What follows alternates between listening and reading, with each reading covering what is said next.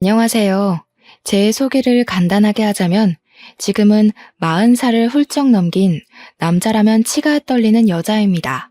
30대 후반, 젊다면 젊은 나이, 먹을 만큼 먹었다면 먹은 나이에 이혼을 하게 된 한의사이기도 하고요.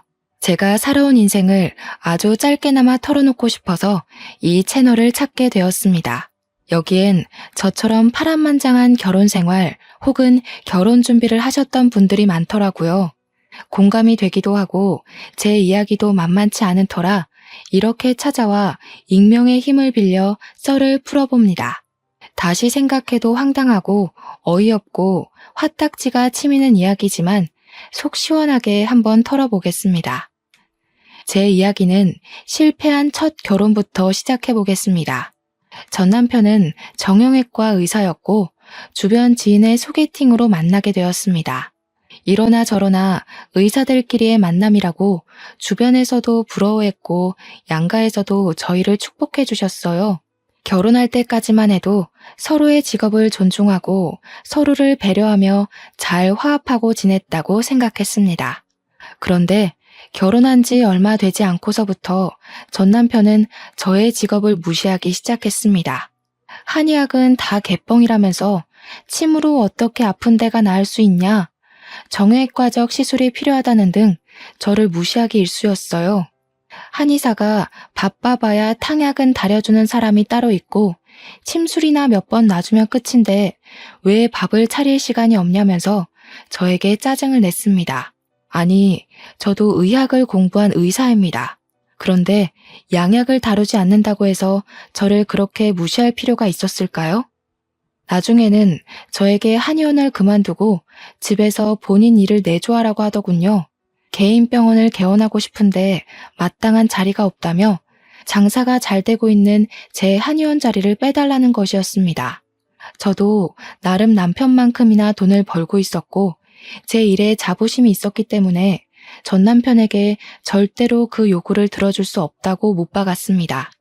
게다가 그 자리가 부모님 아시는 분의 건물 자리였기 때문에 제가 한의원을 빼고 남편의 병원이 들어오면 부모님께서 면이 살지 않을 수도 있었고요. 제가 계속 버팅기니까 시댁에서도 저를 괴롭히기 시작한 거였죠. 예전에는 한의사 며느리라고 예뻐 죽겠다면서 용돈도 쥐어주시던 전 시모는 저에게 김장을 하러 오라고 강짜를 놓지를 않나 시부는 여자가 바깥일 해봐야 남편 기죽이는 일이라면서 당장 그만두라고 호통을 치곤 하셨습니다. 저는 제가 그 수모를 견뎌가며 전 남편과의 결혼 생활을 유지해야 할 필요를 느끼지 못했어요. 저만 해도 혼자 월 500만 원의 수입을 가지고 오는데 혼자 살면 넉넉하게 쓰고도 남을 돈 아니겠습니까? 단지 남편과의 2세 계획 때문에 돈을 모으고 무리해서 큰 평수로 이사를 갈 생각을 하고 있었기에 허리띠를 졸라맸을 뿐이었어요. 시댁 식구들은 저에게 한의학이라고 해봐야 풀 몇 개 다려놓고 돈 받아가는 거 아니냐면서 진정한 의사는 양약 의사라고 했습니다. 그러면서도 매 계절마다 한약을 공짜로 받아가고 저에게 공진단을 내놓으라고 협박을 하셨죠. 제가 돈 좀 벌고 바쁘다는 핑계로 사실은 남편과의 결혼 생활이 한멸나서이긴 했지만 아이를 가질 생각을 하지 않으니까 더욱더 압박이 들어왔습니다. 제가 남몰래 피임약을 복용하고 있었거든요. 결혼하고 나서부터 쭉 제 일도 그렇고 남편과 얼마나 더 살 수 있을지 기약이 없었기 때문에 나름 저를 보호하고자 하는 마음에서 시작한 피임이었어요. 그런데 그걸 시모가 알게 되었고 그때부터 저는 시댁에서 대역죄인 취급을 받아야만 했습니다. 시부는 저에게 가정에 충실하지 않고 바깥일 한답시고 싸돌아다니니까 애가 생기지 않는 거라며 저를 무시하셨어요. 전 남편과의 오해의 골은 점점 깊어지고 소리를 지르며 싸우는 날이 많아졌습니다. 제가 정말 전 남편 이야기를 하자면 밑도 끝도 없이 이야기를 할 수도 있어요. 저는 결국 결혼 6년 만에 두 손 두 발을 다 놓게 되었습니다. 제가 이혼하자고 울고불고 매달렸고 전 남편은 냉큼 도장을 찍어주었습니다. 그리고 6개월 만에 자기가 다니던 병원 간호사랑 재혼을 하더라고요. 언제부터 만났는지는 제가 알아본 적 없어서 모르겠지만 아마도 저랑 이혼하기 전부터 만남이 있지 않았을까 싶습니다. 바람이라고 하면 바람이죠. 이미 전까지 다 털려버린 와중에 상간녀 소송을 걸기 위한 자료를 모을 힘이 없어 저는 그들의 결혼을 그냥 지켜봐야 했습니다. 솔직히 배신감도 전혀 들지 않았어요. 단지 나이도 어리고 세상 물정 모를 것 같은 그 재혼한 간호사가 불쌍할 지경이었습니다. 제 나이 38살에 그 일을 겪고 난 이후 저는 남자라면 완전히 치를 떨기 시작했습니다. 그래도 짧다면 짧고 길다면 길 수 있는 6년의 결혼 생활이었는데 이혼 도장을 찍고 모든 걸 정리하고 나니 남는 건 돈뿐이더군요. 돈이라도 얻어서 다행이라고 생각하고 있었는데 제가 이혼하고 나서도 부모님의 지인이신 건물주 때문에 한의원은 계속 유지하고 있었거든요. 그 자리를 호시탐탐 탐내던 전 남편은 저를 그 자리에서 쫓아내고 싶었는지 틈만 나면 전 시댁 식구들이 한의원으로 들이닥쳤습니다. 그러면서 침 한 번 맞으러 왔다, 철이 돼서 한약 지으러 왔다, 공진단 좀 줘라 하시며 공짜로 모든 볼일을 보고 가셨습니다.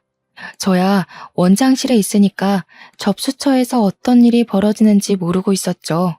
내가 이 집 시부모였던 사람이야 하면서 직원들을 협박해가며 공짜로 모든 볼일을 보고 있었다는 사실을 뒤늦게 알았습니다. 말도 안 되는 이야기를 해대면서 불이익을 주겠다고 직원들을 협박하는 바람에 저한테 속 시원히 털어놓지도 못했더라고요. 시댁 식구들뿐만 아니라 시부모의 지인까지 저희 한의원을 찾아와 공짜 진료를 보고 나서야 알게 되었습니다. 저는 이대로는 안 되겠다 싶은 마음에 직원들에게 진심으로 사과를 하고 한의원을 정리했습니다. 다른 동네로 이사를 가든지 해야 제 마음이 편할 것 같았거든요. 저한테 뭐 맡겨둔 사람처럼 한약을 내놓으라고 하는데 저는 전 시모가 약초라도 캐온 줄 알았다니까요. 제가 이사를 결심하고 건물주분께 이 자리에 정형외과 계약만큼은 하지 말아달라고 했어요. 제 사정을 다 알고 계신 덕분에 알겠다는 답변을 받았지만 또 건물주 입장에서는 하루빨리 공실이 비어야 하는 것도 있어서 제가 그러지 마시고 만약 전 남편이 계약을 하러 오면 월세를 2배 받으시라고 일러두었습니다. 당연히 전 남편이 그 자리를 차지하기 위해 들이닥쳤고 건물주분은 저와의 약속대로 월세 2배의 계약을 했고 한의원의 특성이 좋아서 찾아오시던 분들도 그 자리에 정형외과가 들어오니 자연스레 다른 한의원을 찾아가셨더라고요. 파리만 날리다가 잔뜩 월세만 밀리고 쫓겨났다고 들었습니다. 이래서 의사도 의사 나름이지 무작정 개원한다고 다 잘 되는 것도 아닌가 봐요. 속으로 얼마나 고소했는지 모르겠어요. 저는 그 이후로 신도시로 이사를 했습니다. 어차피 혼자 사는 인생인데 큰 집도 필요 없겠다 싶어서 오피스텔 하나 잡고 나름 신식 건물에 보증금 빵빵하게 채워서 한의원을 차렸습니다. 인테리어를 신식으로 싹 바꾸니까 깔끔하고 고급스러운 분위기가 나더라고요. 요즘은 시선을 사로잡는 그런 분위기가 중요하다고 인테리어 업자가 비싼 돈 주더라도 한 번에 잘해보자고 하더니 정말 그 말이 딱 맞는 게 아니겠어요? 솔직하게 말하자면 애들을 상대로 하는 진료가 정말 돈이 잘 되긴 하거든요. 죽어서도 남는 건 돈이라는 마음으로 한의원을 운영하기 시작했습니다. 처음에는 아무래도 생긴 지 얼마 안 된 한의원이다 보니 손님이 별로 없었는데 제가 침을 잘 놓는다는 소문이 맘카페에 돌았대요. 애 어른 할 거 없이 점점 줄을 서서 저에게 진료를 받기 시작하셨죠. 한약도 보통은 6개월에 한 번씩은 권장을 드리거든요. 소아 같은 경우에는 면역력 증진, 밥 잘 먹는 한약, 키 크는 한약을 내세워서 팔았더니 정말 하루 종일 탕약기가 쉬는 날이 없을 정도로 바빠졌어요. 어르신들도 제가 침 맞으시면 쑥뜸이나 부항도 공짜로 해드리고 했더니 좋다고 매일같이 오셔서 진료받고 가셨고요. 그러다 보니 환자가 어마어마하게 늘어났고 매일같이 도장을 찍는 단골분들도 생겼습니다. 제가 또 성격이 할 말 다 하는 성격이긴 하지만 일할 때는 친절한 척 착한 척하며 진료를 봐서 그런가 평이 점점 좋아지더라고요. 여자는 결혼하면 손해라는 말이 있지 않습니까? 그 말이 딱 어울리게 혼자 사니까 너무 여유롭고 좋더라고요. 항상 저녁 시간이 저에게는 전쟁이나 다름없었거든요. 이유는 역시 남편에게 차려줘야 하는 저녁 식사 때문이었죠. 일을 마치고 부랴부랴 준비해야 했기 때문에 제가 좋아하는 반찬이 아니라 반찬 가게에서 사온 반찬들로 준비해야 했어요. 빠르고 간편하게 후다닥 준비할 수 있는 반찬과 국 위주로 준비하다 보니 어느 날부터 제가 무슨 음식을 좋아했었는지를 모르겠더라고요. 그런데 혼자 살기 시작하면서 외식도 하고 혼자 먹고 싶은 요리를 해서 먹기 시작하니까 정말 천국이나 다름없는 기분이 들었습니다. 집도 오피스텔이긴 하지만 투룸에 드레스룸까지 딸려 있어서 혼자 살기 넓고 충분했어요. 우리 부모님만 전 남편이 재혼했다는 소식을 뒤늦게 접하시고는 저에게 제가 뭐가 못난 게 있어서 혼자 궁상을 떠냐고 하셨습니다. 은근히 전 남편이 재혼하고 저는 혼자 산다는 게 지는 느낌이 드셨나 봐요. 선자리를 막 들이미시더라고요. 몇 번 속아서 혹시 부모님의 애원에 선자리에 나가보긴 했는데 영 마음이 내키지 않고 불편했습니다. 여러분, 자만추라는 말 아세요? 자연스러운 만남 추구라는 요즘 애들이 쓰는 말이래요. 근데 저는 그 말이 가슴에 콕 박히더라고요. 자연스럽게 만나서 물 흐르듯이 그런 연애가 하고 싶었습니다. 물론 결혼을 하라고 하면 싫다고 도망갈 것 같았지만요. 아무튼 선자리를 4번 정도 나갔을 때 도저히 안 되겠다 싶어서 그 뒤로는 부모님이 들이미는 선자리를 피해 다녔어요. 한의원에 몰두해서 운영하고 있었던 와중에 문득 그런 생각이 드는 게 아니겠어요? 제가 너무 햇볕을 안 보고 사는 것 같은 거예요. 한의원 건물 창가에서 바깥을 내려다보는데 너무 날씨가 화창하고 좋아 보이더라고요. 창문으로 맞는 공기의 냄새가 아니라 바깥에 나가서 온몸으로 그 공기를 물씬 느끼고 싶었습니다. 하루 종일 한의원에만 있으니까 한약 냄새만 나는 것 같고 몸에서도 약초의 향기가 나는 것 같고 그래서 혼자 달리기를 하기로 했어요. 요즘은 런데이라고 해서 달리기를 체크해주는 그런 핸드폰 앱도 있더라고요. 새로 이사 온 집이 신도시다 보니 공원이 잘 되어 있는 편이어서 괜찮겠다 싶은 마음에 공원으로 달리기를 하러 다녔습니다. 매일 저녁 8시에서 9시까지 1시간을 아무 생각 없이 실컷 달리다 보니 기분이 좋아지더군요. 매일을 반복해서 하고 있는데 저와 같은 시간에 자전거를 타는 한 남자가 있었습니다. 어차피 공원 한 바퀴를 도는 코스라 매번 비슷한 시간에 움직이다 보니 보고 싶지 않아도 보게 되는 사람이었어요. 하루는 달리다가 제가 문득 공원 가운데 있는 호수가 달빛에 반사되는 게 아름다워서 슬쩍 멈춰 사진을 찍으려고 했습니다. 그런데 그분이 제 뒤에 바짝 붙어서 자전거를 타고 계셨었나 봐요.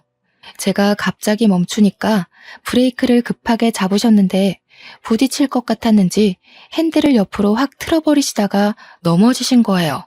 저도 놀래서 괜찮으시냐고 달려가니 괜찮다고는 하시는데 무릎도 까지고 손목이 벌겋게 부어오르기 시작하시더라고요.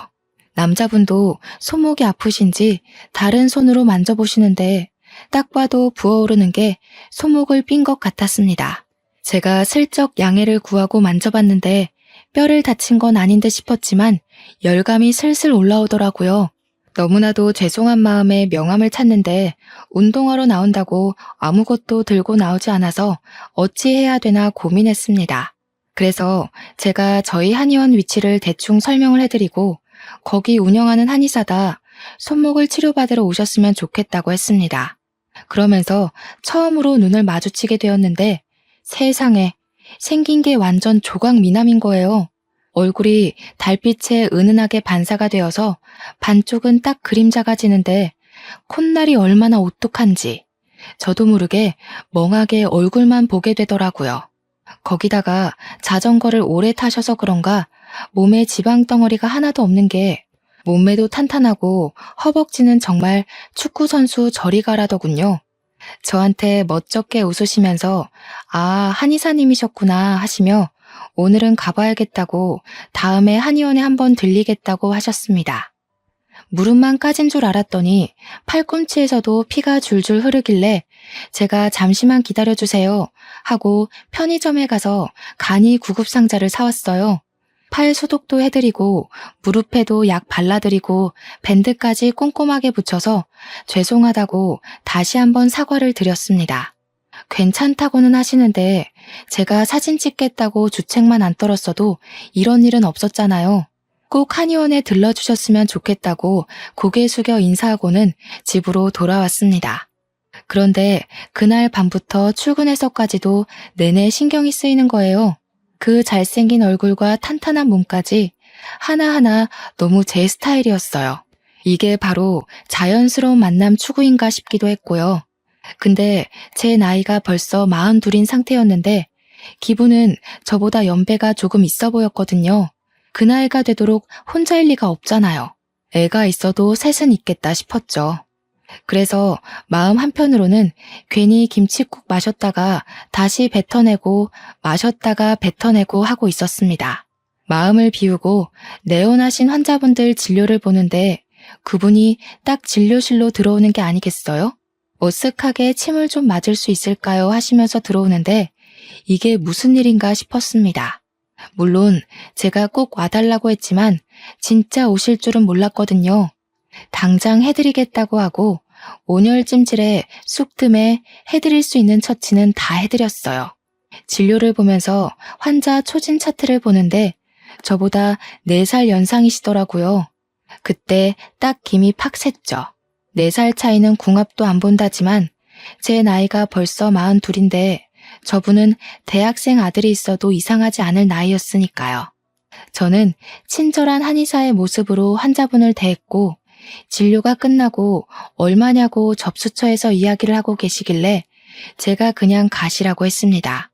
이미 직원들에게도 다 이야기를 해뒀던 터라 부담 갖지 마시고 가시라 했더니 저보고 딱 그러시는 겁니다. 앞으로도 계속 와서 진료를 받고 싶으니까 정당한 값을 치르게 해달라고요. 한참을 저 때문에 다치셨으니 다 나을 때까지 공짜로 해드리겠다. 그분은 손목 나아도 계속 오고 싶으니 돈을 받아달라. 그런 싸움을 계속하다가 합의를 보았습니다. 10번만 공짜로 해드리겠다고요. 저한테 5번만 공짜로 받겠다고 끝까지 그러시는 거 10번 안 채우시면 안 된다고 못을 박았습니다. 그 뒤로 진짜 매일같이 와서 침 맞고 치료받고 하시는 거예요. 딱 10번 채우고 나서는 11번째부터 웃으면서 카드를 내미시는데 돈을 안 받을 수가 없겠더라고요.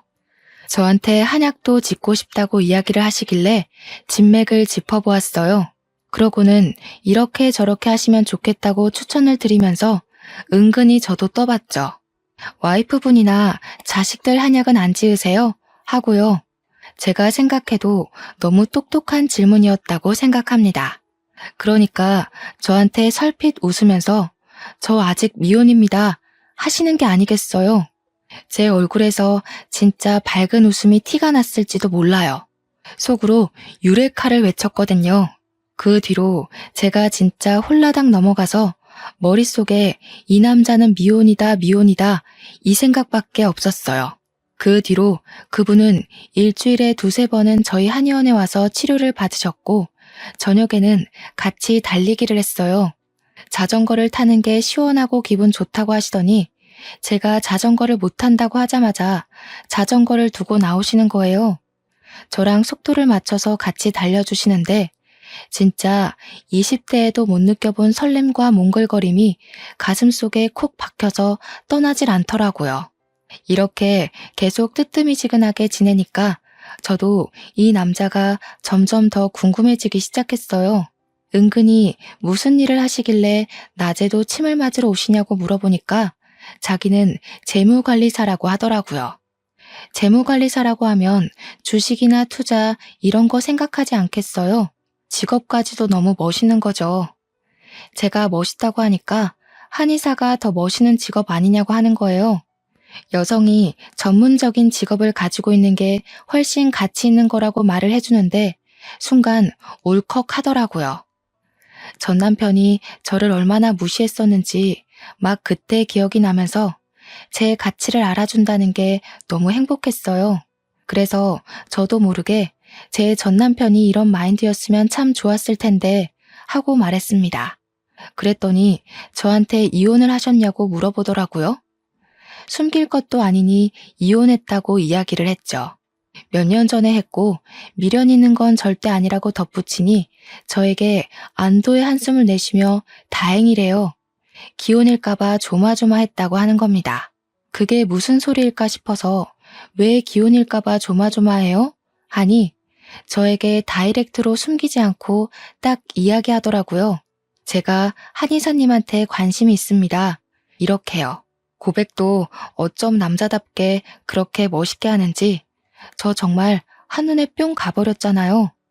그 뒤로 우리는 매일같이 달리고 숨을 고르는 시간 동안 참 많은 이야기를 나누었습니다.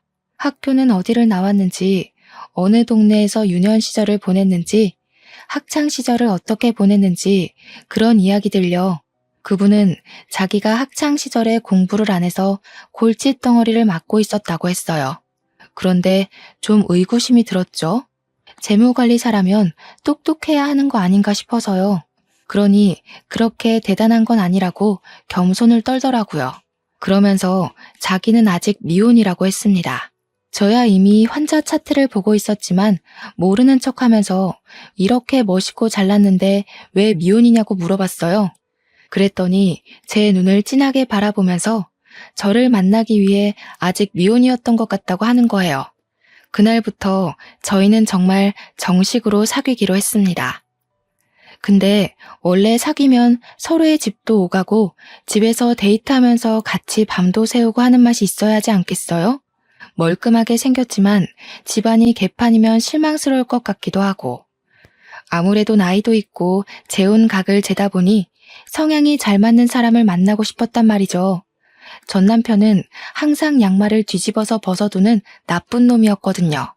그래서 이번에는 미리미리 파악해서 그런 성향까지 잘 맞는 사람을 만나고 싶었습니다. 사귀기 시작한 지 얼마 안 돼서는 부담스러워서 집에 초대를 안 했나 싶었는데 시간이 지나도 집에 저를 초대하질 않더라고요. 그래서 제가 대놓고 이야기를 했습니다. 왜 집에 초대를 하지 않냐고 하니 상당히 당황해하면서 집에서 근무하는 시간이 많다 보니 자료들이 많아서 그런 거라고 이해해 달라고 했어요. 아무래도 개인정보가 어쩌고 저쩌고 하면서 변명을 하는데 생각해보니 재무관리사니까 그럴 수 있겠더라고요.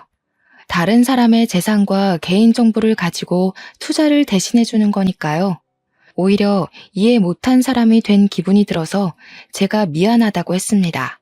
그러다 보니 우리 집에서 보통 데이트를 하고 같이 지내고 하게 되었어요. 그런데 약간 이상한 게 보통 집에서 데이트를 하고 하룻밤 자고 가라고 한 5번 이야기를 하면 그중에 한 번 정도만 자고 가는 거예요. 집에 꿀단지라도 숨겨둔 거 아닌가 했는데 고객 관리 차원에서 집에서 근무하는 일이 많으니까 이해를 좀 해달라고 하더라고요. 그게 주식이 해외 시장 같은 경우에는 새벽에 열리고 공인인증서가 필요해서 어쩔 수 없대요. 잘 모르는 분야이기 때문에 제가 이해할 수밖에 없었어요. 그렇게 나이 40을 훌쩍 넘기고 데이트다운 데이트를 해보기 시작했습니다. 전 남편과는 소개팅으로 만난 사이지만 거의 선짜리나 다름없었기 때문에 서로의 조건만 보고 서둘러서 결혼을 했거든요. 지금 남자친구와는 SNS에서 맛집을 검색해서 찾아가고 TV에 나오는 맛집 여행기를 보면서 같이 먹으러 다니고 그랬어요. 데이트 명소라는 여의도 벚꽃놀이도 처음으로 가봤고요. 양평 두물머리에 핫도그가 유명한 거 아시나요? 거기서 핫도그를 먹으며 노을 지는 강을 딱 둘러보는데 너무 좋더라고요. 안면도에서 칼국수를 먹으며 밤바다 구경하면서 맥주도 한 캔 하고 정말 너무나도 행복했어요. 그렇게 행복한 마음이 지속되니까 어느 날부터는 이 사람이랑 평생을 함께하고 싶다는 생각이 머릿속을 지배하더라고요. 이 사람의 손을 꼭 잡고 있는 날이면 그 시간이 멈췄으면 좋겠다 싶을 정도로 사랑의 온기가 느껴졌습니다. 시간이 흐를수록 저의 마음은 깊어지는데 이상하게도 저에게 프로포즈를 할 생각이 없는 것 같더라고요. 그래서 제가 먼저 용기를 내서 프로포즈를 했습니다. 남자만 프로포즈 하라는 법은 없잖아요. 제가 프로포즈를 하니까 조금 당황해하는 듯 하더니 한숨을 깊게 내쉬고는 저에게 시간을 줄 수 있냐고 했습니다. 저는 무슨 일인가 싶었어요. 하지만 제대로 정확한 이야기는 해주지 않고 정리할 게 조금 있다고 기다려달라고 했습니다. 저는 인내심을 가지고 기다렸어요. 하지만 한 달이 흘러도 저에게 이렇다 저렇다 말이 없는 거예요. 그래서 제가 다시 한번 물어봤죠. 무슨 일이길래 기다려달라는 말 이후에 아무런 말이 없냐고요. 혹시라도 제가 싫어진 건 아닌지 그런 의중을 정확하게 알고 싶었습니다. 그랬더니 그제야 솔직하게 이야기를 하더군요. 사실은 예비 신랑네 부모님께서 좀 힘들게 살고 계신다고 했습니다. 저는 약간 의문이었죠. 제가 한의사로 돈 많이 벌고 있는데 그게 무슨 상관일까 싶었습니다. 그래서 매달 얼마씩 드려야 하냐고 물어보니 매달 80만 원씩 드리고 있대요. 그거야 뭐 둘이 벌어서 충분히 드릴 수 있는 금액 아닌가 싶었고 또 예비 신랑 직업이 재무관리사인데 월 80만 원이 부담되어서 저와의 결혼을 미뤘다는 게 이해하기 어렵긴 했어요. 그래서 저는 그런 문제는 별거 아니다. 결혼 준비하자고 이야기를 했습니다. 우리 집에 먼저 인사를 드리러 갔으면 좋겠다고 이야기를 하니까 또 한숨을 쉬면서 할 이야기가 남았다는 거예요. 이번에는 또 무슨 소리를 할지 걱정도 좀 되고 그래서 솔직히 다 털어놔 보라고 이야기했어요. 숨기려고 숨긴 건 아니었다고 하면서 머뭇대는데 자기가 사실은 허울 좋은 재무관리사지 사실은 보험팔이나 다름없다는 겁니다. 저 완전 머리가 띵해지는 거예요. 물론 보험 설계사를 비하하는 건 아니지만 재무관리사랑 보험 설계사는 완전히 다른 직종이잖아요. 그래서 제가 그거는 작정하고 속인 게 아니냐고 했더니 요즘은 보험팔이도 뭐 재테크의 일종이라고 하면서 재무관리사라고 이야기를 한다는 겁니다. 말도 안 되는 궤변이라는 생각이 들면서도 이 사람이 나에게 잘 보이고 싶어서 이런 거짓말을 했구나 하는 생각이 들었어요. 한마디로 콩깍지가 제대로 쓰여서 눈 가리고 아웅한 셈이죠. 보험을 파느라 돈을 많이 못 벌어서 매달 부모님께 드리는 80만 원이 부담이 될 수도 있었구나 싶었습니다. 근데 제가 사는 집만 해도 둘이 살기 어렵지 않기도 하고 그래서 예비 신랑의 집을 정리하고 시댁 살림에 보태라고 하면 되지 않을까 싶었어요. 예비 신랑에게도 제 생각을 이야기하니 쉽지 않은 일이라며 조금 더 고민을 해보겠다고 했습니다. 그래서 저희 집은 일단 넘어가고 시댁부터 인사를 드리러 가기로 했단 말이에요. 여기가 부모님 사는 집이라고 저를 데리고 들어갔는데 진짜 이곳에서 사람이 살 수 있나 싶었습니다. 키키한 냄새는 물론이고 곰팡이가 가득 피어있는 벽지를 보는 순간 여기서 밥이 넘어가겠나 싶었습니다. 외관도 정말 낡은 빌라이긴 했지만 집 안이 더 문제였어요. 정말 바퀴벌레가 득식을 할 것 같은 느낌 아시나요? 그런데 예비 시부모님의 눈빛 또한 저를 보는데 약간 불편해하시는 느낌이 들었습니다.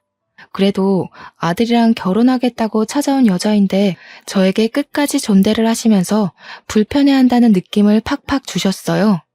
제가 편하게 해달라고 부탁을 드렸는데도 아니에요 아가씨 하면서 예비 며느리라는 칭호도 붙이지 않으시더라고요. 일단 앉아서 편히 쉬라고 하는데 앉아있기도 뭐한 장판에 쭈그리고 멍 때리고 있었습니다.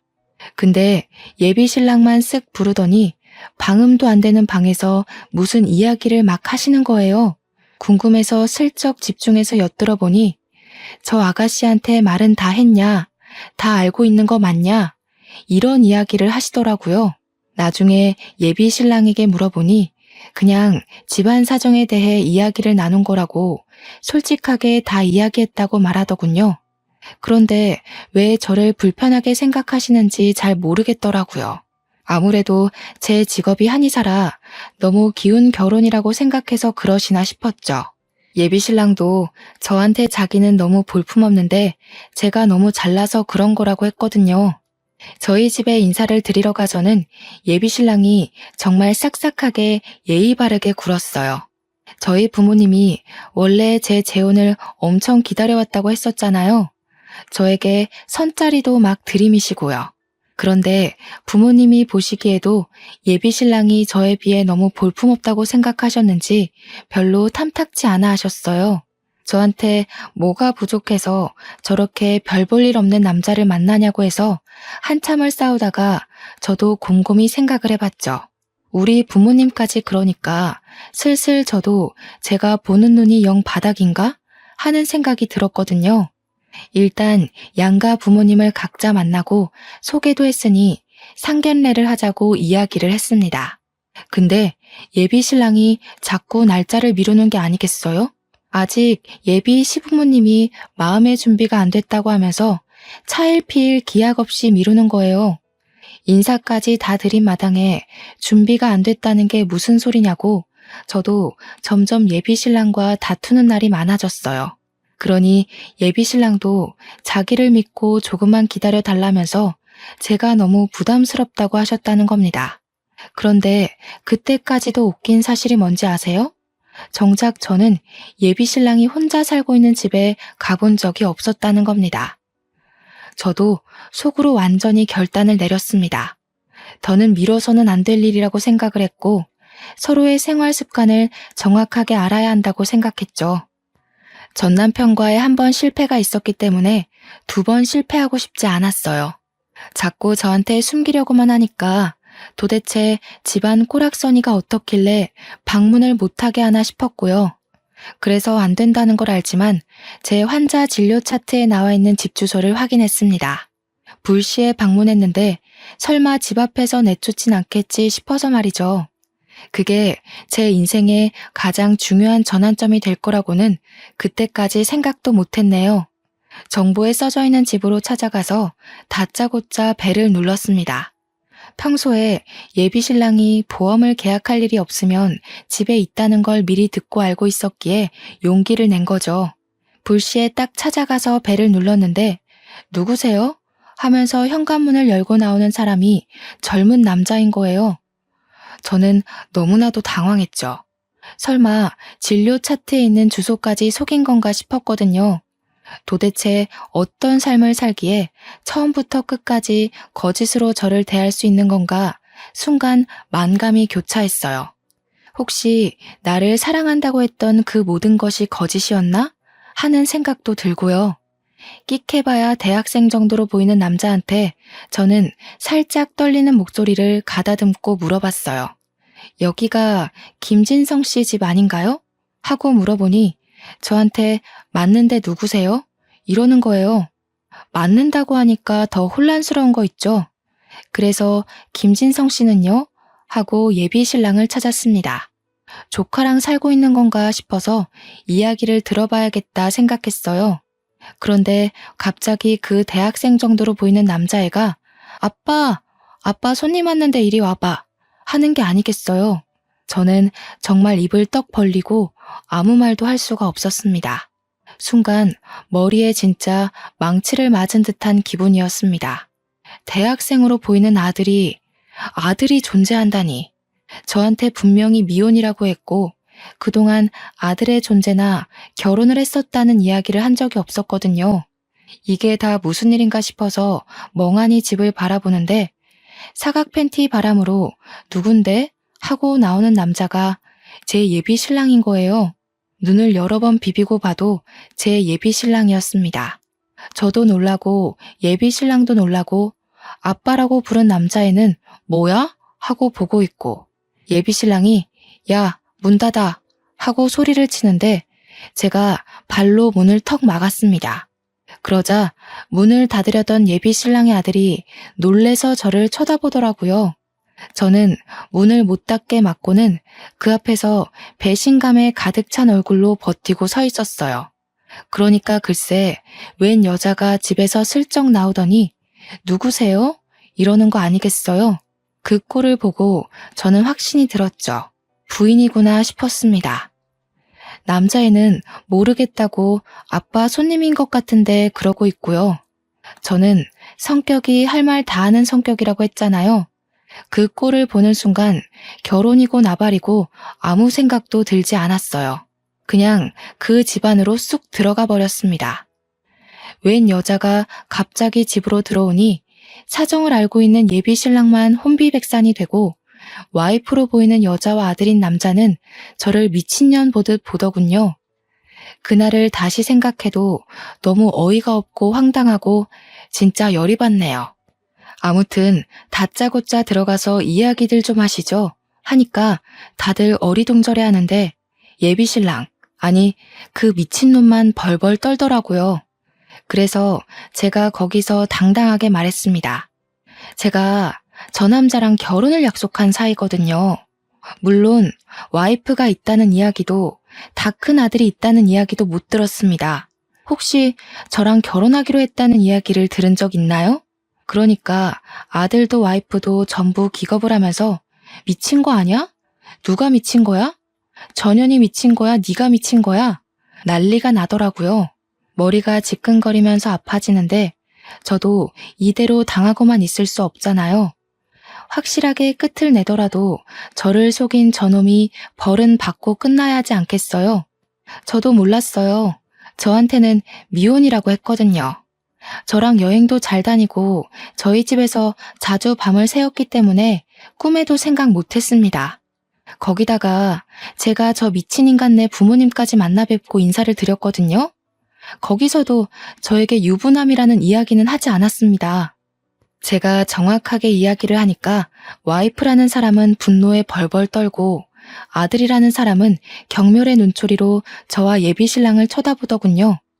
저도 진짜 그 자리에서 정신력으로 버텼지 아니었으면 기절을 했을지도 모르겠네요.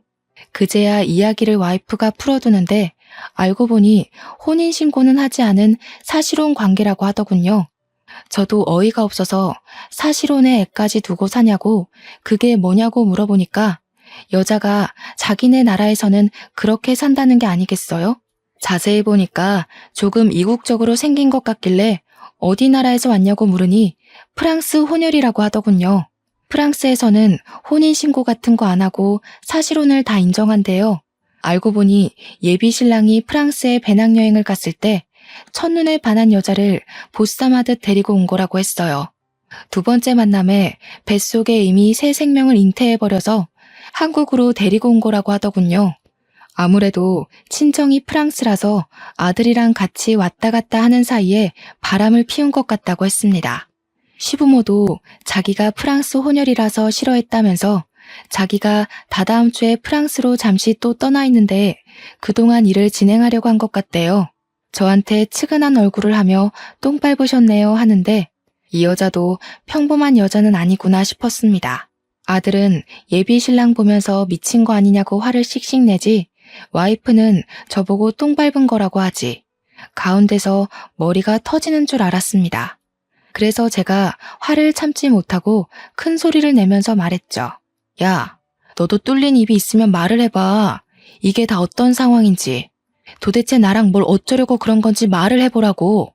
그러니까 그제야 세 명의 눈초리를 견디지 못하고 우물쭈물 입을 열더군요.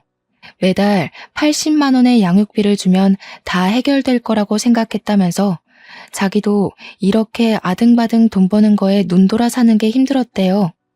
이 현실이 너무 싫고 지겨워서 조강지쳐버리고 저랑 결혼을 해버릴 생각으로 일을 꾸몄다고 했습니다. 도대체 저는 무슨 죄가 있어서 이런 남자를 만나게 된 걸까요? 제 생각은 하나도 하지 않고 본인 사는 게 척박해서 한의사인 저를 만나 팔자를 피고 싶었다는 게 그게 사람이 할 말인가요? 그러면서 예비 신랑이 지 와이프한테 오히려 소리를 막 지르더군요. 야, 내가 보험 팔면서 하루 벌어 하루 먹고 사는 처지에 네 비행기 값 대느라 얼마나 힘든 줄 알아? 나도 그 돈 모아서 여행 가고 싶고 비싼 옷 사 입고 싶거든? 그것도 못 벌면서 나한테 같이 살자고 한국에 데려온 네가 더 양심 없는 거 아니야? 거기다가 바람을 피우고도 이렇게 당당해 네가? 갑자기 둘이 싸우기 시작하는데 저는 도대체 여기서 뭘 하고 있는 건가 싶었습니다. 그래도 마음에 남아있는 수상쩍음을 풀어보고자 여기까지 찾아온 게 신의 한 수라고 생각했어요. 정말 조상님이 도와서 제가 이 사기꾼에게 더 넘어가지 않고 일을 멈출 수 있게 된 거라고 믿게 되었습니다. 만약 그날 제가 집에 찾아가지 않고 덜컥 혼인신고를 했다면 어떤 일이 벌어졌을까요? 상상도 하고 싶지 않습니다, 정말. 그렇게 부부싸움하는 걸 한참 동안 어이없이 바라보고 있는데 아들이라는 놈이 이만 갑옷이라고 하는 겁니다. 근데 저도 점점 열이 뻗치고 이대로는 가만히 가서는 안 되겠다 싶은 생각이 들었어요. 그래서 신발을 신고 집안에 성큼성큼 들어가서 설거지통에 물을 가득 받아서 그 부부에게 뿌려버렸습니다. 부부싸움하다가 물벼락을 맞고는 저를 빤히 쳐다보는데 진짜 두 눈을 찌르고 싶더군요. 야, 이 사기꾼 같은 년놈들아. 아주 끼리끼리 잘 만났다. 당신 혼인빙자 사기꾼으로 소송 걸 거니까 그런 줄 알아. 당신네 부모한테도 똑바로 전해. 정신 차리라고. 그래서 나한테 속인 거 다 말했냐? 솔직하게 말했냐? 뭐 그딴 이야기 한 거지? 그러니까 꿀먹은 벙어리가 돼서 눈알만 굴리더군요. 내 눈앞에 두 번 다시는 띄지 마라. 너 내가 아주 걷지도 못하게 만들어버릴 거니까. 아니, 누가 누구 보고 소송이래? 너도 상간녀야, 상간녀. 그래, 상간녀 소송 걸고 싶으면 한번 걸고 넘어져 봐. 저 인간이 나한테 미혼인 척한 거, 나 속인 거 아주 증거는 차고 넘치니까. 우리 나눈 대화부터 전화통화, 우리 병원에 방문해서 미혼이라고 한 것까지 전부 다 기록으로 남아있어. 누가 이기나 한번 해보자고. 소송비는 될 수 있고. 제가 열받아서 막 우다다 쏟아내니까 둘 다 아무 말 못했어요. 그러고는 뒤도 돌아보지 않고 그 집에 침 한 번 뱉고 나왔습니다. 하지만 저는 그 인간을 혼인빙자 사기로 소송을 걸 수 없었습니다. 제가 금전적으로 피해를 본 사실이 없기 때문에 사기죄가 성립되지 않는다는 경찰의 말 때문이었죠. 저는 정말 똥 밟은 셈 치고 그 인간과 마주치지 않기 위해 최선을 다했습니다. 운동도 헬스를 다니기 시작했고 공원 근처 그 인간과 갔던 곳은 쳐다도 안 봤어요. 근데 그 뒤로 한 달 반쯤 뒤에 그 인간이 저희 한의원으로 찾아온 거 아니겠어요? 마누라랑 싸우고 완전히 갈라섰다고 프랑스로 가버렸다면서 다시 한번 잘해보자고 하더군요. 제가 미친년도 아니고 그 말에 넘어가겠습니까? 절대로 싫죠. 그래서 꺼지라고 악다구니를 쓰니까 저한테 계속 잘못했대요. 말로는 안 통할 것 같아서 탕약기에서 우리고 있던 한약재 찌꺼기를 그 인간에게 부어버렸습니다. 이게 무슨 냄새냐고 기겁을 하고 뒷걸음질 치는 그 인간에게 네 악취보다는 향기롭다고 당장 눈앞에서 꺼지라고 했죠. 그 뒤로 두 번 더 찾아왔을 때는 경찰에 영업방해로 신고해서 쫓아냈고요. 지금은 경찰이 무서워서인지 다른 여자를 찾은 건지 모르겠지만 잠잠합니다. 하지만 언제 다시 찾아올지 모른다는 불안함도 있고 집도 알기 때문에 저는 다시 이사 준비를 하고 있어요. 한의원도 다른 동네로 이사가고 집도 알아보고 있고요. 여러분, 세상에는 정말 미친놈들이 많은 것 같습니다. 제가 아무리 조심한다고 해도 작정하고 속이는 놈들이 많아서 걱정이 되네요. 여러분들은 현명하게 저 같은 일 겪지 마시고 사람 만날 때 꼼꼼하게 살펴보시기 바랄게요. 저는 이쯤에서 글을 마무리하도록 하겠습니다. 감사합니다.